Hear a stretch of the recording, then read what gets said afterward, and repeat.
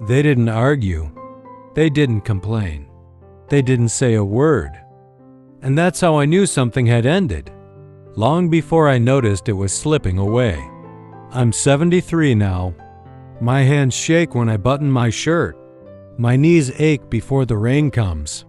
And my house feels larger than it ever did when it was full.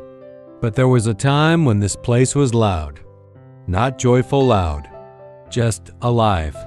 Footsteps on the stairs, doors opening and closing. A television always playing something I wasn't really watching. Back then, I thought life was stable, predictable, under control. I thought I had time. I worked most of my life. Not because I loved it, but because I believed that's what a good man did. I left early, came home late, tired, quiet. I told myself I was providing. I told myself they'd understand later. I told myself I'd make it up to them when things slowed down. They never do. I remember the invitations. At first, they were frequent. Dad, can you come over Sunday? Dad, we're having dinner. Dad, the kids want to see you. I'd check my calendar, look at my watch, feel that familiar pressure in my chest. And I'd say things like, not this weekend. Work's been crazy. Next time, okay? I always said next time. I didn't notice the pattern forming, because patterns don't announce themselves. They just repeat quietly. I thought being present meant being available when needed. I didn't understand that presence meant showing up even when it wasn't convenient. Years passed. The invitations became less detailed. Hey, we're doing something Saturday. I'd say no. Then they became vague. We might get together, then they stopped altogether. And I didn't notice, not right away, because I was still busy, still tired, still convinced that life would wait. I remember the exact moment it hit me. It wasn't dramatic. No argument, no confrontation, just silence. It was a Tuesday.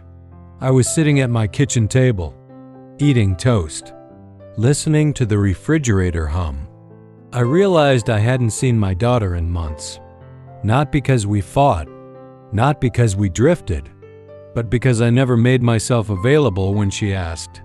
I checked my phone. No missed calls, no messages, and that's when it hurt. Not sharp pain, dull, heavy, the kind that settles in your chest and stays. I thought of all the small moments I skipped. Birthday dinners I arrived late to. School plays I promised I'd attend. Weekend visits I postponed. I thought those moments were small. They weren't. They were deposits.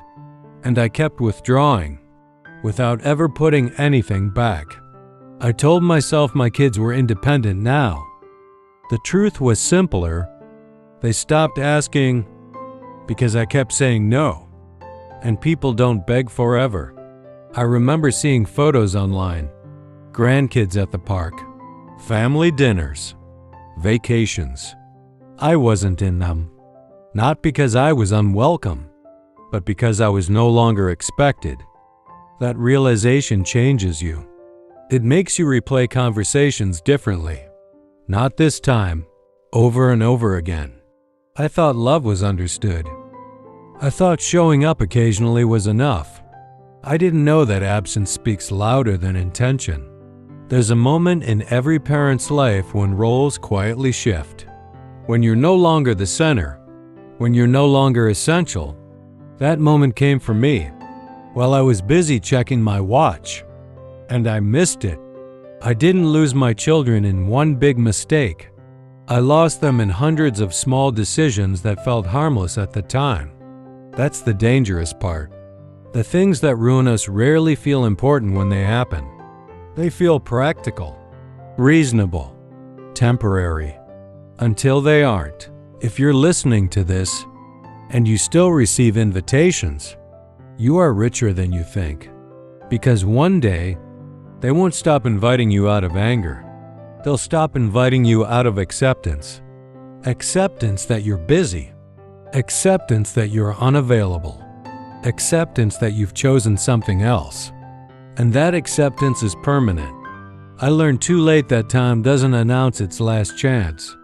It just quietly closes the door and keeps going. There's a strange thing that happens when people stop calling you. At first, you tell yourself it's nothing. Everyone has their own schedules. You don't panic.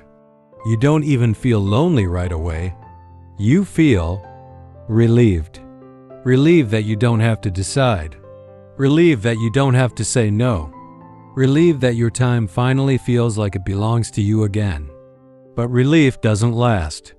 It fades into something quieter, heavier. I didn't notice the silence at first because silence had always been part of my life. I worked in silence, drove home in silence, sat at the table in silence. I thought I was comfortable with it. But there's a difference between choosing quiet and being left with it. The first holiday alone surprised me. Thanksgiving. I assumed there would be a call, a plan, something. I didn't ask. Pride told me not to. Told me not to bother anyone. Told me not to look needy. So I waited. Morning came. No message. I cooked anyway, out of habit. Children running. Questions asked from the other room. Laughter I barely noticed at the time. I remembered saying, "Not now, later, next time." I always believed there would be a next time. As the years passed, the invitations didn't stop out of anger. They stopped out of learning. People learn who will show up and who won't. When we talked, the conversations felt different. Polite. Surface level. They talked about people I didn't know. Moments I wasn't part of. Lives that continued without me. I wasn't rejected. I was replaced. That's harder to accept. I always believed family was permanent. That love carried itself. I was wrong. Love needs maintenance. And neglect doesn't have to be cruel to be damaging. I began to understand that relationships don't disappear in big dramatic moments. They fade through repetition, through absence that feels reasonable at the time. I taught my children how to live without me, not with words, with patterns. Aging makes you notice things you ignored before. Your body slows down. Your thoughts don't. You start measuring time differently, not in years, in chances. How many holidays are left? How many dinners? How many times will someone reach for your hand instinctively? I remember the first time my grandchild didn't recognize me. He looked at me, waiting for someone else to explain who I was. "That's Grandpa," my daughter said. He smiled politely, like I was a guest. That moment stays with you, because you realize you're not part of their memories, just a figure they see sometimes. Memories don't build themselves. They're built by being there, by repetition, by ordinary moments no one plans. I missed those. I spent more time alone after that. Not lonely in a dramatic way, just quiet. Silence has layers. At first, it feels peaceful. Then it feels heavy. Then it starts asking questions. Who would I call first if something went wrong? Those questions aren't self-pity. They're clarity. I thought I was being responsible when I chose work, when I chose routine, when I chose rest. I didn't realize I was avoiding discomfort. And relationships require discomfort. They require showing up tired, staying longer than planned, listening when you want quiet. I avoided those small sacrifices. They didn't feel important at the time, but they shaped everything. The hardest part of growing old isn't the body. It's understanding. You finally see what mattered when changing it is no longer possible. I don't blame my children. They didn't leave me. They adapted. Healthy people stop chasing what doesn't chase back. And I taught them that too. Eventually, regret stopped being loud. It became familiar. It sat with me in the mornings, walked with me through ordinary days. I stopped asking why. The past doesn't need fixing. It's already finished. What I needed was honesty.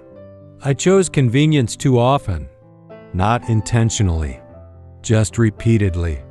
And repetition becomes character. I wasn't a bad parent, but I wasn't a present one. And presence is what children remember, not your intentions, not your sacrifices, your availability. If you're listening to this and your phone still rings, answer it. If you still get invited, go. Even when you're tired, even when it's inconvenient, even when it feels ordinary.